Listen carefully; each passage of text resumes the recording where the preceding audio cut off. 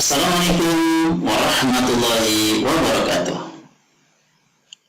Coba kembali anak-anak pada pembelajaran tematik kelas 6.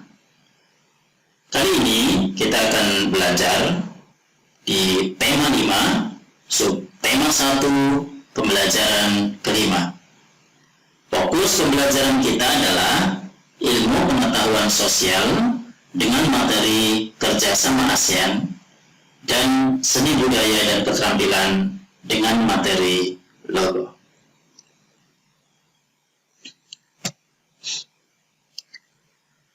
Pada kegiatan pembelajaran kelima ini, untuk IPS, kompetensi dasarnya adalah 3.3, menganalisis posisi dan peran Indonesia dalam kerjasama di bidang ekonomi, politik, sosial, budaya, teknologi, dan pendidikan dalam lingkup ASEAN. Kemudian untuk SBDP, kompetensi dasar 3.1, memahami reklame, dan 4.1, membuat reklame. Anak-anak, tahukah kamu banyak kerjasama yang diselenggarakan negara-negara ASEAN untuk mengembangkan prestasi dan potensi ekonomi masyarakatnya? Salah satunya adalah dengan menyelenggarakan SEA Games. SEA Games adalah ajang olahraga yang diadakan setiap 2 tahun dan melibatkan sejak tahun 2003 11 negara Asia Tenggara, yang awalnya hanya 6 negara. Peraturan pertandingan di SEA Games ini di bawah naungan Federasi Pesta Olahraga Asia Tenggara dengan pengawasan dari Komite Olimpiade Internasional dan Dewan Olimpiade Asia.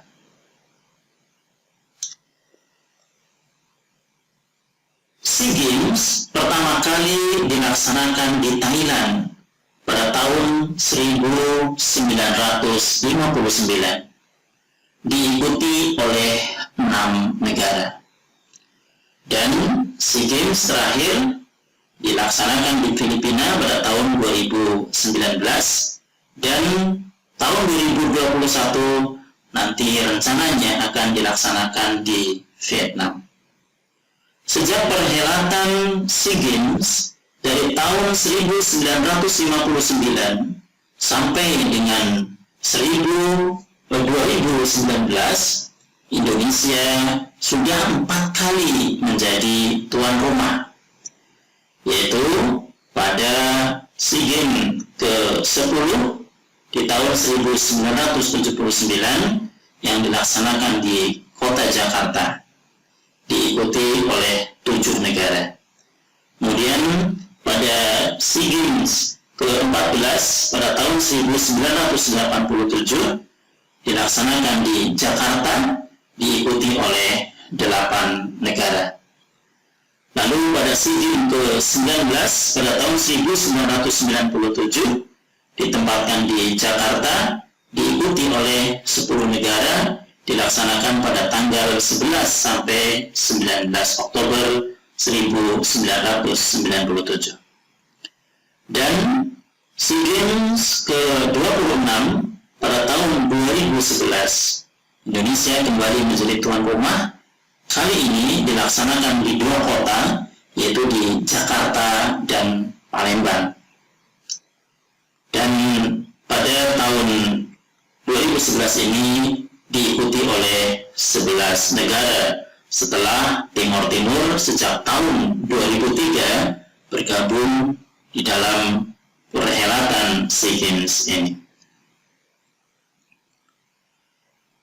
Dalam perhelatan SEA Games sejak tahun 1959 sampai 2019, Indonesia sudah 10 kali sebagai juara umumnya. Mudah-mudahan nanti di tahun 2021 Indonesia kembali menjadi juara umum setelah di tahun 2019 Indonesia hanya bisa menempati posisi keempat. Anak-anak, pelaksanaan SEA Games ini ternyata banyak sekali manfaatnya tentu bagi tuan rumah penyelenggara. Pertama adalah untuk menarik investor, ya, untuk mendatangi tuan rumah. Ketika banyak investor atau penanam modal menanamkan modalnya di suatu negara, tentunya akan membuka lapangan pekerjaan. Kalau lapangan pekerjaan tercipta, akan mengurangi pengangguran. Kalau pengangguran sedikit, tentu akan semakin banyak orang yang memiliki penghasilan. Ketika orang punya penghasilan, tentu roda perekonomian akan berjalan. Kemudian yang kedua, dapat menunjukkan keindahan sumber daya alam kepada negara-negara pendatang. Para atlet, para ofisial yang datang ke suatu negara, ketika pelaksanaan SEA Games, tentu mereka akan melihat tentang keindahan alam di suatu negara tersebut dan akan punya keinginan untuk kembali melihat sebagai wisatawan. Yang ketiga, pelaksanaan SEA Games ini akan membuat negara tuan rumah, ya, ini punya fasilitas olahraga yang memiliki taraf internasional. Kemudian yang keempat, bisa mengenal budaya serta adat istiadat dan kebiasaan dari negara tuan rumah. Kemudian manfaat yang lain adalah dapat membuat sejarah bergengsi di SEA Games dan juga tentu bisa meraih keuntungan jika meraih medali.